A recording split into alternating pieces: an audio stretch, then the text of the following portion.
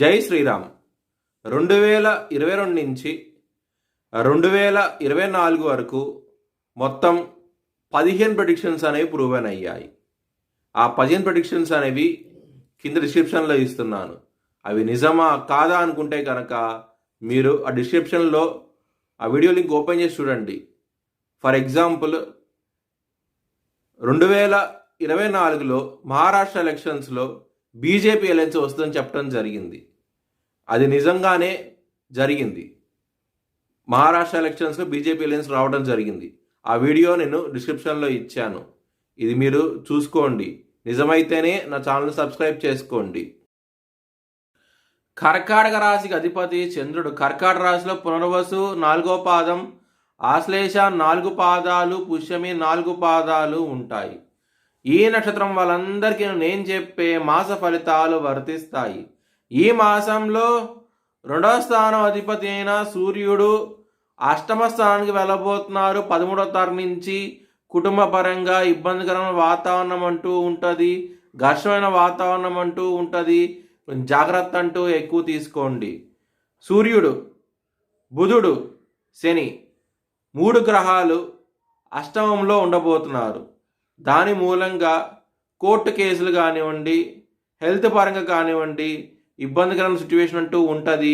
కొంచెం జాగ్రత్త అంటూ ఎక్కువ తీసుకోండి.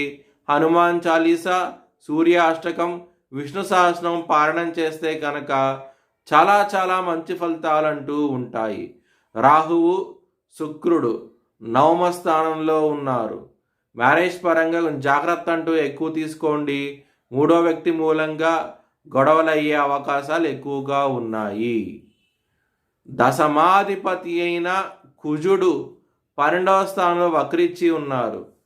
కెరియర్ పరంగా ఇబ్బందికర సిచ్యువేషన్స్ అంటూ ఉంటాయి. కొంచెం జాగ్రత్త అంటూ ఎక్కువ తీసుకోండి. గ్రోత్ అనేది తక్కువగా ఉంటుంది. కొంచెం జాగ్రత్తగా ఉండండి. లాభస్థానంలో గురువు ఉన్నారు కాబట్టి ధనపరంగా మాత్రం ఎటువంటి లోటు అంటూ ఉండదు. మీకు చాలా ఆనందంగా ఉంటారు. మ్యారేజ్ పరంగా మాత్రం కొంచెం జాగ్రత్తగా ఉండండి. గొడవలు అనేవి ఎక్కువగా ఉంటాయి ఈ మాసంలో, ముఖ్యంగా 14వ తారీఖు తర్వాత నుంచి.